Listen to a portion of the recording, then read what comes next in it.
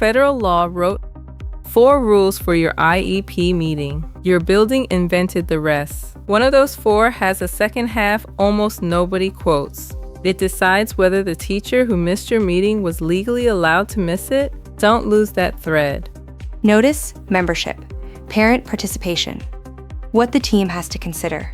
I'm Erica, and that's the federal spine of your meeting, 4 rules, short enough to read on a prep period. We've spent this series building the document itself, what has to be in it, how present levels carries the rest, how goals build off that, whose job the accommodations are in a general education room, which dates own your first month, and today is the table where it gets decided. Lewis here. Take the 4th rule, 300.324, paragraph A1. Before this team writes a goal, it has to consider 4 things about that child. 4 things. Erica, can a district swap those for its own 4? It can't, and that's exactly where teachers get hurt. Your building's agenda is a habit somebody typed years ago. The 4 considerations are a rule with a citation on it. Quote the habit as federal law in front of a parent who has read the regulation, and you lose the room. I taught for 10 years before this with IEP kids on my roster, every one of them, and nobody ever trained me for the meeting. I learned it by watching. Which means I learned somebody's habits and called it the law. We already ran this experiment.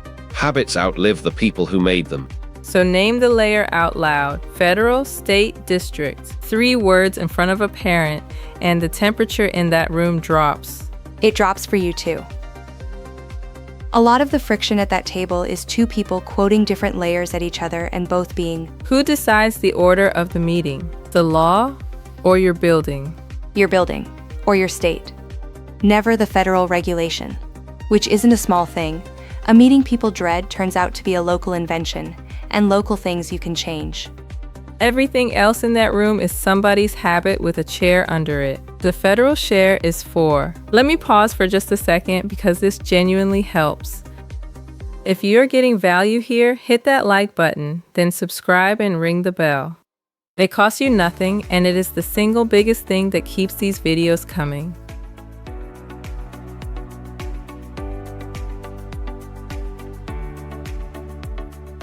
Professor Ferreira is here to help us with this one. 4 considerations before a goal gets written, and the parents' concerns are the first thing on that list. Professor? Second. The parents' concerns are second. The first thing on that list is the strengths of the child, and the list is only 4 items long. It's 4 sentences, not a philosophy, not a protocol. The development section, paragraph A1. Put them on the board. The strengths of the child. The concerns of the parents for enhancing the education of their child.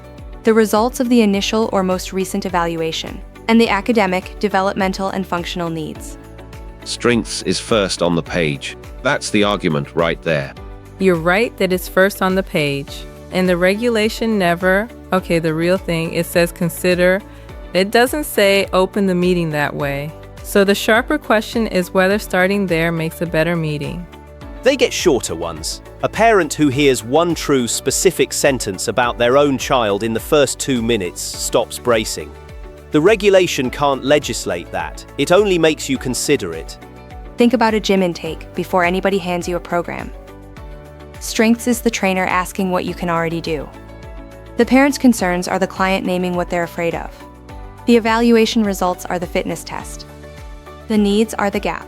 Okay, but a gym will sell you the program before the intake and nobody stops them. Erica, what stops a team? One catch then. Unlike the gym, this intake is a rule. Skip it there and you get bad service. Skip it here and you get a finding. Right, and it isn't a warm-up either. The team considers those 4 in developing the plan. Not before it, Not in the car on the way over. Plainly, in developing each child's plan, the team must consider those 4 things. In, not near. Second list under it. Paragraph A2. 5 special factors. Behavior that blocks learning. Language needs for a child still learning English. Braille, unless the team decides otherwise after an evaluation. Communication needs. And assistive technology, which isn't limited to any category. Assistive technology for every child. Even when the answer is no, the way I still walk the row where the carrots are a humiliation. you look anyway. And leading with strengths has a cost. A parent who came in with one complaint can hear 10 minutes of lovely and read it as stalling. We'll come back to it because it changes what you do with the draft. Consider it, write down that you considered it, and move. The regulation is asking for thought, not ceremony. The draft, that's the word. A lot of the meetings that go wrong were decided before anybody sat down, and the regulation is surprisingly specific about that.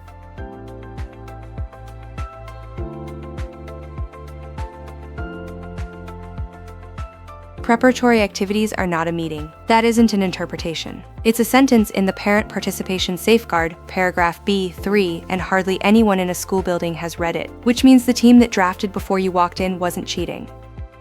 It was doing what the regulation openly contemplates. Wait, somebody writes the whole thing before I get there, and that's allowed? Allowed, yes. The same section says two things. B3. A meeting doesn't include preparatory activities staff engage in to develop a proposal that will be discussed at a later meeting. B1. Parents must be afforded an opportunity to participate where placement and the provision of a free, appropriate public education get decided. So it protects the draft. It doesn't protect, nothing in it protects a decision made before the parent sat down. That last part is us reading two sentences together. A proposal, not a verdict. I can walk you through how it works cold. I won't quote the letter from memory. Pull the page. There it is on the current text. A meeting also does not include preparatory activities that public agency personnel engage in to develop a proposal discussed at a later meeting. B3, second sentence, confirmed. What you carry into that room is A pencil. There's a pencil rule buried in here. Bring the plan in pencil. The pen belongs to the whole team. Because a parent who watches you erase something believes the rest of it. Close. A school portal with 3 different logins tells a parent exactly how much anybody cared. A parent who watches you erase something believes the parts you did not erase. Different sentence, and it's the one that matters. Fine, yours is better. And from where the parent's sitting, a finished document slid across a table isn't a proposal, it's a— Stop there. That's the parent's case, and it's the strongest thing in this scene. They walked in outnumbered. 6 professionals, 1 document, and everybody has read it but them. And the fix is roughly minus no, exact, and there's more under it. The notice has to indicate the purpose, the time, the location, and who will be in attendance. And the scheduling half of the parent participation section is the one buildings quietly skip. Notify early enough that they can attend, and schedule at a mutually agreed on time and place. Agreed, not assigned. And if neither parent can be there, subsection C sends you to conference calls. The alternative means section goes further.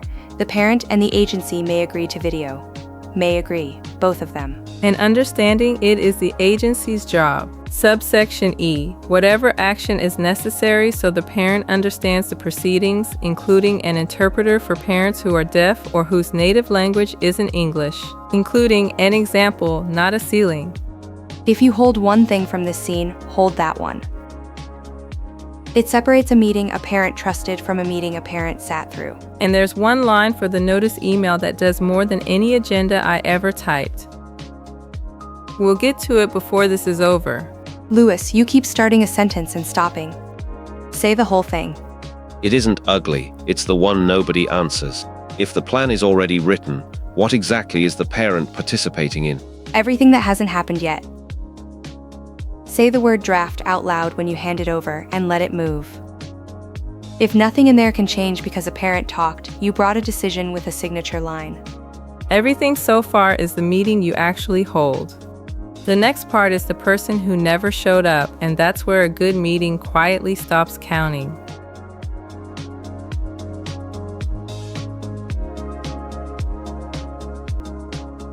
Professor Ferreira is still with us for this one, and it's the paragraph I got wrong for a decade. Everybody quotes one of them. There are 2. 300.321, paragraph E. 2 numbered paragraphs, and they cover opposite situations. 2 roots out of that room, not 1. Paragraph E, 1 is the easy case. The member's area isn't being modified or discussed at all. Then the parent and the agency agree in writing that the person isn't necessary. Both signatures, not one. Both is the part people skip. And I always assumed that covered No. I assumed it covered any absence at all. It covers the meeting where your subject never comes up. This next part is the one people rewind. Take it slow. Look at the page. 2 numbered paragraphs under one heading, and the second has conditions the first never had. That's the second half I told you to hang on to.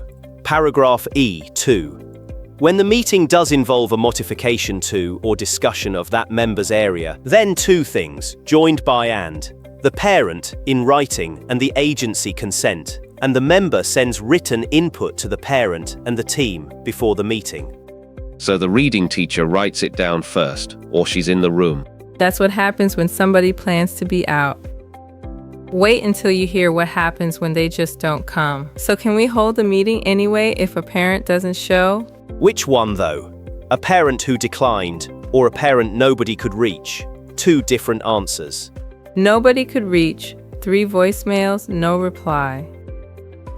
Okay, yes, but narrowly. Only if the agency was unable to convince them to attend, and only if it kept a record of the attempts. 3 voicemails isn't a record. Somebody says that in every building in America. The regulation lists examples, Lewis. Detailed records of calls made or attempted, copies of correspondence, records of visits. Examples. Introduced by such as. So it isn't a checklist, and I want that said out loud. Take a composite, 4th grade, a full room, 1 annual review in March. Her own student? Her own student. She emails the case manager the night before. Can't make it, go ahead without me. And the meeting changes something of hers. Extended time, her subject, her period, her accommodation. Nobody signed anything, and she sent no input. Same shape as every science teacher I ever covered for. The person whose room the change lands in is the person nobody asked. It's the group project all over again. 1 name missing from the top of the page and everybody pretends not to notice. Anyway, the number is still 2. E1 needs the area untouched plus a written agreement. E2 needs written, parental consent, agency consent, and written input delivered before the meeting. What you actually type back is Cynthia's lane.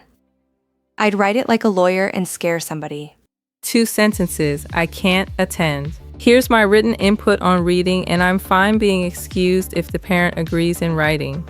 That email takes 4 minutes and it Goes to the case manager, right? Send it to whoever called the meeting. No, to the parent and to the team. The paragraph says both. Professor Ferreira, thank you. Last word, and then I'm taking it back. Watch the excusals that arrive as a courtesy. A team that stopped noticing which paragraph it's using has usually stopped noticing other things. So the room is legal. Everyone who has to be there is there or wrote in first. Then Thursday arrives and 1 question is left. What do you actually say when you sit down?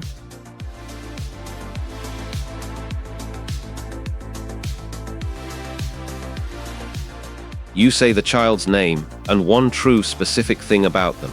That's the first sentence. And it isn't a nicety. The strengths of the child is the first thing the regulation makes that team consider. Yeah, and then you stop talking. Listen and validate before you correct. The parent's concerns are consideration number 2 on that same list. It's not manners, it's the list. Correct too fast and you've spent the hour. Now, I promise we come back to the cost of leading with strengths because for one kind of parent, it lands badly. 2 openings, strengths first. The parent stops bracing, it matches consideration 1, and it can read as stalling. Complaint first. It shows you heard them, it fits an angry arrival, and it sets a fight-shaped tone. Here's the ruling. Strengths first by default, complaint first when they came in with 1, and 2 minutes is the whole budget. Name it, promise a time for it. A real time, not a vague later, then go back to the child. Then bring the data, not impressions, progress. The review exists to check whether the goals are being met, and lack of progress is the first thing it has to address. Paragraph B of that same section. What counts as data, though? Whatever your goals said you'd measure. The plan already names how progress gets measured and when it's reported, so the goal tells you what to bring. Sure, but does it have to be a number? Roughly a number, or exactly a number? Exactly the one the goal named. If it said words per minute, bring words per minute. Bring impressions and nobody can tell whether the plan worked. And then the move nobody teaches. Call the break before you need it. Nothing in these sections says break, not one word. None of it. Agenda, order, who chairs it, how long it runs. When you pause, that's your state and your district. Often just one person's habit, worth asking which means you can change it Thursday. And never guess a service. If somebody asks whether the child gets speech twice a week, you don't answer that alone. The team decides in the room. So say the honest thing. I don't know, and I'll have an answer by Friday.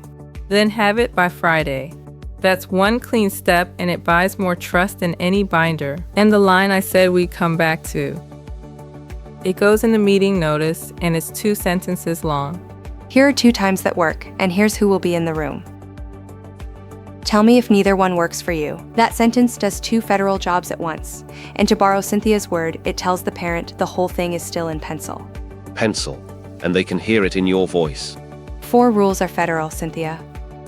The rest of that meeting is yours, and it always was.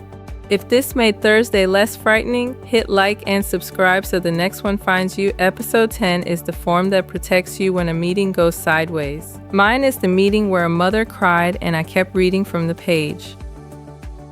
So, what is the one IEP meeting you would run differently if you could go back? Nobody is born knowing how to run one of these. Go run yours anyway, and I will see you at the next table.